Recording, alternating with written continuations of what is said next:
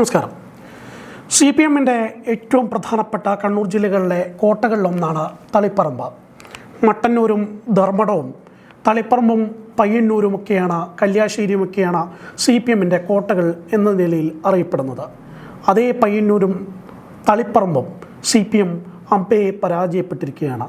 ഈ ഘട്ടത്തിൽ എനിക്ക് ഓർമ്മ വരുന്നത് 2011 അവിടെ തെരഞ്ഞെടുപ്പുമായി ബന്ധപ്പെട്ട മാധ്യമപ്രവർത്തകനായി പ്രവർത്തിച്ചിരുന്ന ഒരു കാലഘട്ടമാണ്. 2011 തെരഞ്ഞെടുപ്പിൽ അവിടെ മാധ്യമപ്രവർത്തകനായി തെരഞ്ഞെടുപ്പിൻ്റെ വാർത്താ അവലോകനത്തിനും റിപ്പോർട്ടിങ്ങിനുമായി തളിപ്പറമ്പിൻ്റെ ഏതാണ്ട് എല്ലാ മേഖലയിലും സഞ്ചരിച്ചിട്ടുണ്ട്. ആ ഘട്ടത്തിൽ തെരഞ്ഞെടുപ്പ് നടന്ന അന്നത്തെ ദിവസം വൈകിട്ടോടുകൂടി തളിപ്പറമ്പിൻ്റെ ഒരു ഉൾമേഖലയിൽ നിന്ന് ഒരു ഫോൺ കോൾ വരികയാണ് നമ്മുടെ ഒഫീഷ്യൽ നമ്പറിലേക്ക്. ആ ഫോൺ കോളിൽ പറഞ്ഞിരിക്കുന്നത്, ഒരു സ്ത്രീ അവിടെ നിന്ന് കരഞ്ഞു വിളിച്ചുകൊണ്ടാണ് നമ്മളെ വിളിക്കുന്നത്. നിങ്ങൾ ആരെങ്കിലും വരണം, പോലീസുകാർ വരുന്നില്ല, ഇവിടെ CPM പ്രവർത്തകർ വന്ന വലിയ പ്രശ്നങ്ങൾ ഉണ്ടാക്കിയാണ്, നിങ്ങൾ ആരെങ്കിലും വരണമെന്ന്. ഒരു മിനിറ്റ് ഞാനും എൻ്റെ അന്നത്തെ ക്യാമറമാനായിരുന്ന പ്രവീണും കൂടി ആലോചിച്ചു, പോകണോ വേണ്ടയോ. അതായത് CPM പ്രവർത്തകർ മാത്രമേ ആ പ്രദേശത്തുള്ളൂ, പോലീസ് പോലും ആ പ്രദേശത്തേക്ക് കടന്നു ചെല്ലുന്നില്ല, അവിടെ എന്തും സംഭവിക്കാം, വേണമെങ്കിൽ കൊലപാതകമോ അല്ലെങ്കിൽ വലിയൊരു അക്രമമോ സംഭവിക്കാം. അങ്ങനെയുള്ള ഒരു സ്ഥലത്തേക്ക് എങ്ങനെയാണ് ഞങ്ങൾ ഒരു ക്യാമറമാനും റിപ്പോർട്ടറും തനിച്ചു പോവുക എന്നുള്ളതായിരുന്നു അന്ന് ഞങ്ങൾ ചിന്തിച്ചത്. വളരെ പെട്ടെന്ന് തന്നെ ഞങ്ങൾ പോലീസിൻ്റെ സഹായം തേടി. പോലീസിനെ വിളിച്ച ഘട്ടത്തിൽ നിങ്ങൾ അങ്ങോട്ട് പോകരുത് എന്നുള്ളതായിരുന്നു ഞങ്ങൾക്ക് ലഭിച്ച മറുപടി. പോലീസ് എന്നിട്ടും ഞങ്ങൾ കുറച്ച് വൈകിയാണെങ്കിലും ആ പ്രദേശത്തേക്ക് ചെല്ലുമ്പോൾ ഒരു കോൺഗ്രസിൻ്റെ പ്രാദേശിക പ്രവർത്തകൻ്റെ വീട്ടിൽ നിന്ന് അവരുടെ ഭാര്യയാണ് നമ്മളെ ഫോൺ വിളിച്ചിരുന്നത്. ആ വീട്ടിൽ ചെല്ലുമ്പോൾ ആ സ്ത്രീ അവിടെ നിന്ന് വാവിട്ട് കരയുകയാണ്.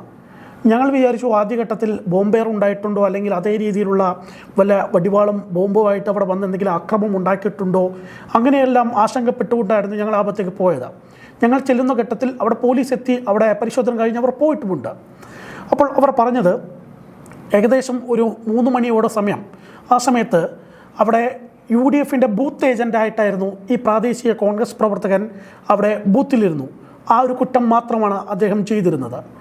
അതിന് ഈ ബൂത്ത് ഏജൻ്റായിരുന്ന ആ UDF പ്രവർത്തകനെ, കോൺഗ്രസ് പ്രവർത്തകനെ നായ്ക്കുരണപ്പൊടി അത് ദേഹത്ത് തളിച്ച് ബൂത്തിൽ നിന്ന് രാവിലെ 11 മണിയോടെ തന്നെ ഇറക്കി വിട്ടു. ആ നായ്ക്കുരണപ്പൊടിയും അവർ മുളക് പൊടിയും അതിന് കൂടെ ചേർത്ത് ഉപയോഗിച്ചു എന്നാണ് മനസ്സിലാക്കാൻ സാധിക്കുന്നത്. അങ്ങനെ നായ്ക്കുരണപ്പൊടിയും ഈ മുളക് പൊടിയും കൂടെ ചേർത്ത് മിശ്രിതമാക്കി അതൊരാളുടെ ദേഹത്ത് തളിച്ചു കഴിഞ്ഞാൽ, അതിൽ ദേഹത്ത് എറിഞ്ഞു കഴിഞ്ഞാൽ എന്താണ് സംഭവിക്കുക എന്നുള്ളത് പ്രേക്ഷകർക്ക് മനസ്സിലാക്കാൻ സാധിക്കുന്നതാണ്. അതായത് ഈ നായ്ക്കുരണപ്പൊടി വലിയ രീതിയിൽ ചൊറിച്ചിലുണ്ടാകുന്നതാണ്.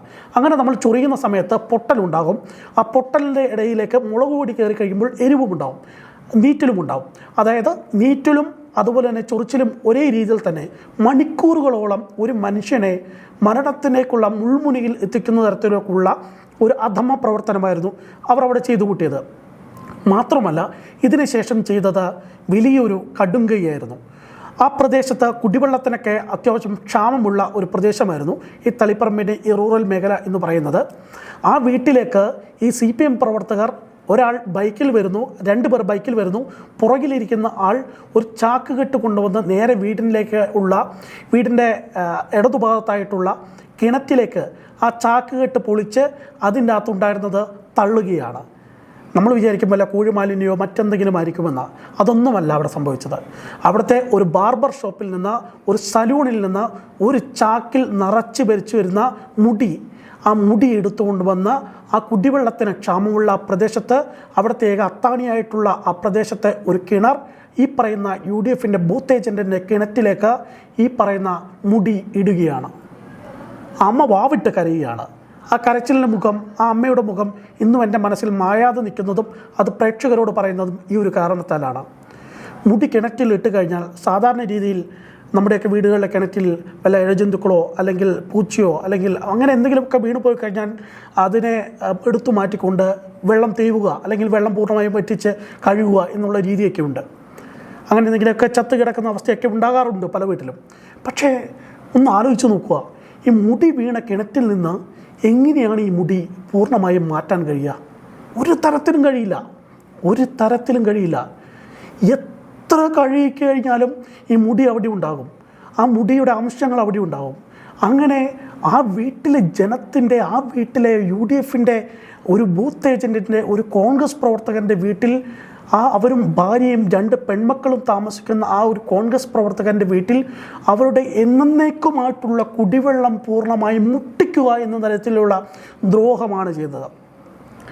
അമ്മ പറഞ്ഞൊരു വാക്കുണ്ട്, ആ വാക്ക് എൻ്റെ മനസ്സിൽ ഇന്നും കിടക്കുകയാണ്. അതായത് അവർ വാളുകൊണ്ടോ അല്ലെങ്കിൽ ബോംബ് കൊണ്ടോ വന്ന് വീടിന് നേരെ എറിയുകയോ ചെയ്തിരുന്നെങ്കിൽ ഞങ്ങൾക്ക് ഇത്ര സങ്കടമില്ല, അല്ലെങ്കിൽ ഞങ്ങളെ ആരെങ്കിലും വെട്ടിപ്പരിക്കേൽപ്പിച്ചിരുന്നെങ്കിൽ ഇത്ര സങ്കടമില്ല. ഈ കിണർ മൂടാതെ വേറെ രക്ഷയില്ല മോനെ എന്നുള്ളതാണ് പറഞ്ഞത്. ഞാനപ്പോൾ അവിടെ ഉണ്ടായിരുന്ന നമ്മുടെ പ്രാദേശികമായിട്ടുള്ള സുഹൃത്തുക്കളെ പലരെയും വിളിച്ചു ചോദിച്ചു, ഇതിന് ഏതെങ്കിലും തരത്തിലുള്ള ഒരു മറുപടി അല്ലെങ്കിൽ ഏതെങ്കിലും തരത്തിലുള്ള മറ്റു വഴികളുണ്ടോ ഈ കിണർ തേവാൻ എന്നുള്ളതൊക്കെ.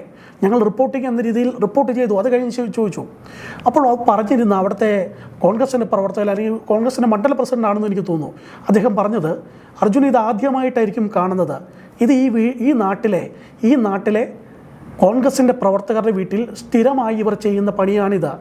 നിങ്ങൾ ബൂത്തിലിരുന്നാൽ, നിങ്ങൾ അവിടെ വന്ന് കോൺഗ്രസിന് വേണ്ടി പോസ്റ്റർ ഒട്ടിച്ചാൽ, നിങ്ങൾ കോൺഗ്രസിൻ്റെ പ്രകടനത്തിൽ പങ്കെടുത്തു കഴിഞ്ഞാൽ നിങ്ങളുടെ അനുഭവം ഇതായിരിക്കും എന്ന നിലയിലേക്ക് പറയുകയാണ്. അതേ രീതിയിൽ ഭീഷണിപ്പെടുത്തുകയാണ്. ഇങ്ങനെ വീട്ടിലെ കിണറ്റിൽ മുടി ഇട്ട് കഴിഞ്ഞാൽ ആ രീതിയിലേക്ക് മറ്റുള്ളവരെല്ലാം തന്നെ പാനിക്കാവും. അവരെല്ലാം തന്നെ വലിയ തരത്തിൽ ഭയപ്പാടിലേക്കാകും. പിന്നെ ആരെങ്കിലും കോൺഗ്രസിൻ്റെ പ്രവർത്തനങ്ങൾക്ക് ഇറങ്ങുമോ? അങ്ങനെ ഇറങ്ങില്ല. അതേ നിലയിലുള്ള ഭീഷണിയായിരുന്നു അവിടുത്തെ CPMൻ്റെ നേതൃത്വത്തിൻ്റെ ഭാഗമായിട്ട് ഉണ്ടായിരുന്നത്. ഈ പറയുന്ന ഈ പയ്യന്നൂരും തളിപ്പറമ്പും ഒക്കെ ഉൾപ്പെടുന്നത് CPMൻ്റെ കോട്ടകളാണ് എന്ന കാര്യത്തിൽ ആർക്കും ഒരു തർക്കവുമില്ലാത്തതാണ്. കാരണം അതേപോലെയുള്ള പ്രദേശമാണ് ഈ CPMൻ്റെ നേതൃത്വമാണ് ഉള്ളത്. നമുക്കറിയാവുന്ന പോലെ ആന്തൂർ നഗരസഭ എന്നൊക്കെ പറയുന്നത് അവിടുത്തെ പ്രതിപക്ഷം പോലുമില്ലാത്ത CPM ഭരിക്കുന്ന നഗരസഭയാണ് ആന്തൂർ നഗരസഭ. ഈ ആന്തൂർ നഗരസഭയെ സംബന്ധിച്ചിട്ടുള്ള ഒരു കാര്യം പ്രേക്ഷകരോട് പറയാം. അവിടെ വർക്ക് ചെയ്യുന്ന ഘട്ടത്തിൽ തന്നെ ആന്തൂർ നഗരസഭയിലെ തെരഞ്ഞെടുപ്പിൻ്റെ ഭാഗമായി അവിടെ ഒരു സ്ഥാനാർത്ഥി അവിടെ പത്രിക സമർപ്പിക്കാൻ പോവുകയാണ്. ആ പത്രിക സമർപ്പിക്കാൻ പോകുന്നതിൻ്റെ തലേന്ന് അവരുടെ വീട്ടിലെത്തിക്കൊണ്ട് അവരുടെ മകള്, അതായത് ഗർഭിണിയായിരുന്ന മകളാണ് എന്നാണ് ഞാൻ മനസ്സിലാക്കുന്നത്, ഗർഭിണിയായിരുന്ന മകളെ അവിടെ വെച്ചുകൊണ്ട് പറയുകയാണ്, നിൻ്റെ ഭർത്താവ് വിദേശത്ത് ഇന്ന സ്ഥലത്തല്ലേ, അവനോടൊന്ന് വിളിച്ചു ചോദിക്കുക, അവൻ്റെ റൂമിൻ്റെ മുന്നിൽ ഇന്ന ആളുകൾ വന്നിട്ടുണ്ടോ എന്ന് വിളിച്ചു ചോദിക്കുക എന്ന് പറയുകയാണ്. അങ്ങനെ ആ ഗർഭിണിയായ മകള് ഈ ഭർത്താവിനെ വിളിച്ചു ചോദിക്കുന്ന ഘട്ടത്തിൽ അവിടെ ആരൊക്കെയോ റൂമിൻ്റെ പുറത്ത് വന്ന് നിൽക്കുന്നു, പരിചയക്കാരല്ലാത്തവർ എന്ന് പറയുകയാണ്. അതായത് ഇവിടെ നാളെ ഈ പറയുന്ന സ്ത്രീയുടെ, ഗർഭിണിയുടെ പിതാവ് നാമനിർദ്ദേശ പത്രിക സമർപ്പിച്ചു കഴിഞ്ഞാൽ ആ മകളുടെ ഭർത്താവിനെ വിദേശത്ത് വെച്ച്, ഗൾഫ് രാജ്യത്ത് വെച്ച് വകവരുത്തും അല്ലെങ്കിൽ ആക്രമിക്കും എന്നുള്ള ഭീഷണിയാണ് ഇവർ നൽകിയത്. അത്തരത്തിൽ തികച്ചും ജനാധിപത്യ വിരുദ്ധമായിട്ടുള്ള ഒരു നാടായിരുന്നു ഈ പറയുന്ന തളിപ്പറമ്പും അല്ലെങ്കിൽ പയ്യന്നൂരും പോലെയുള്ള സ്ഥലം. അവിടെയുള്ള പാർട്ടി അണികൾ എന്ന് പറഞ്ഞാൽ പോരാ, പാർട്ടിയുടെ അന്തങ്ങൾ എന്ന് പറയണം. അതായത് ഇപ്പോൾ പകലാണ് എന്ന് പട്ടാപ്പകൽ 10 മണിക്ക് പറഞ്ഞാൽ ഒരു CPMൻ്റെ നേതാവ് പറഞ്ഞാൽ അതെ ശരിക്കും ഇപ്പോൾ പകൽ 10 മണിയാണ് എന്ന് വിശ്വസിക്കുന്ന, അല്ലെങ്കിൽ രാത്രിയല്ല ഇപ്പോൾ പകലാണ് എന്ന് പറഞ്ഞു കഴിഞ്ഞാൽ അത് അതേപോലെ വിശ്വസിക്കുന്ന, അത് തന്നെ എല്ലാവരോടും പറയുന്ന നിലയിലേക്ക് പോകുന്ന ആളുകളാണ് അവിടെയുള്ളത്. അതായത് ഒരു പാർട്ടി അണിയുടെ ഭാര്യ ഒരിക്കൽ ഗർഭിണിയായി എന്ന് പറഞ്ഞിട്ടുള്ള ഒരു കഥയുണ്ട് ആ നാട്ടിൽ.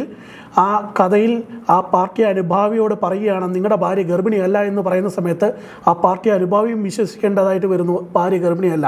അതായത് ഉള്ളതിനെ ഇല്ലാതാക്കുക, ഇല്ലതിനെ ഉണ്ട് എന്ന തരത്തിൽ വിശ്വസിപ്പിക്കുക.